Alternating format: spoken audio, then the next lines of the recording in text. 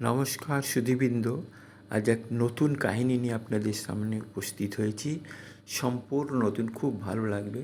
যেটা হলো বৃন্দাবনের ইমলি গাছ বা বৃন্দাবনের তেঁতুল গাছের কাহিনী। গল্পটা প্রথম থেকে শেষ পর্যন্ত মনোযোগ সহকারে শুনবেন। তারপর আপনারা বলবেন কে কেমন লাগলো, আমাকে কমেন্ট করে জানাবেন অবশ্যই। বৃন্দাবনের ইমলিতলা বা তেঁতুলতলা একটি অত্যন্ত পবিত্র ও মহিমাময় সিদ্ধপীঠ যা যমুনা নদীর তীরে অবস্থিত। এখানকার মাহাত্ম্য মূলত শ্রী শ্রী রাধাকৃষ্ণের লীলা এবং শ্রীচৈতন্য মহাপ্রভুর ভক্তিময় উপস্থিতির সঙ্গে জড়িত। প্রধান মাহাত্ম্য ও লীলাসমূহ: শ্রীকৃষ্ণের সিদ্ধি লাভের স্থান। গৌড়ীয় বৈষ্ণব গ্রন্থ অনুসারে এই ইমলি গাছের তলায় শ্রীকৃষ্ণ স্বয়ং তাঁর অন্তর্নিহিত ৩টি গভীর ইচ্ছা পূর্ণ করেন। অর্থাৎ এখানে তিনি রাধার প্রেমের মাধুর্য অনুভব করার, রাধার ভাবে নিজেকে মগ্ন করার এবং শ্রীচৈতন্য রূপে অবতীর্ণ হওয়ার পরম সিদ্ধি লাভ করেন। সাধারণত সিদ্ধপীঠ বলতে সাধকের সিদ্ধি স্থান বোঝায়, কিন্তু ইমলিতলা এমন এক অদ্ভুত স্থান যেখানে স্বয়ং ভগবান কৃষ্ণ সিদ্ধি লাভ করেছেন। রাধারানীর বিরহভাব ও শারদ পূর্ণিমার রাসলীলা। শারদ পূর্ণিমার রাসলীলার সময় রাধারানী কৃষ্ণের কাছ থেকে ক্ষণিকের জন্য বিচ্ছেদ অনুভব করে এই ইমলিতলায় চলে আসেন। এখানে তিনি তীব্র বিরহভাবে মগ্ন হন। কৃষ্ণ তাকে খুঁজতে খুঁজতে এখানে আসেন এবং দুজনের মিলন হয়। এই স্থান রাধারানীর প্রিয় স্থান ছিল বিরহ অনুভব করার জন্য। পুরাতন ইমলি গাছের কাহিনী।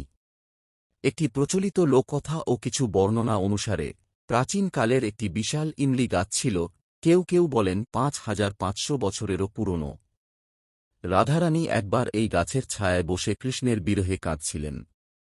গাছের পাতা ঝরে পড়ে তাঁর কান্নার সঙ্গে মিশে যাচ্ছিল। কোনো কোনো কথায় বলা হয় রাধারানী গাছকে অভিশাপ দিয়েছিলেন যে এর পাতা সবসময় টকমিষ্টি স্বাদযুক্ত হবে, তেঁতুলের স্বাদের কারণে। যদিও এটি লোককথা, তবু এটি স্থানটির মাহাত্ম্য বাড়ায়। শ্রীচৈতন্য মহাপ্রভুর প্রিয় স্থান।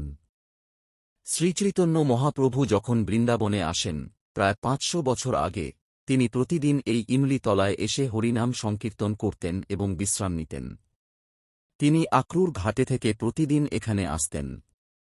এখানে শ্রীল সনাতন গোস্বামী শ্রী গৌরনিতাইয়ের বিগ্রহ প্রতিষ্ঠা করেন। তাই এটি গৌড়ীয় বৈষ্ণবদের কাছে অত্যন্ত প্রিয়। শ্রীল প্রভুপাদও এই স্থানকে খুব ভালোবাসতেন এবং বলেছিলেন যে তিনি চিরকাল ইমলিতলায় বিরাজমান। সারাংশে মাহাত্ম্য: রাধাকৃষ্ণের প্রেম বিরহ মিলনের সাক্ষী। কৃষ্ণের পরম সিদ্ধি স্থান। মহাপ্রভুর নিত্যভজন স্থান। বিরহভাবের উচ্চতম প্রকাশের পীঠ। এটা কল্পতরু সদৃশ যেখানে সিদ্ধি ও মনোবাসনা পূর্ণ হয়।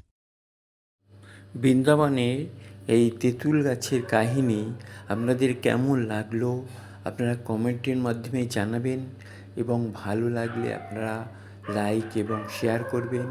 এখনও যারা আমার ভিডিও সাবস্ক্রাইব করেননি তারা সাবস্ক্রাইব দয়া করে করে দেবেন এবং আমার পাশে থাকবেন, যাতে আমি ভিডিওগুলো এরকম ভালো ভালো আপনাদের সামনে তুলে ধরতে পারি।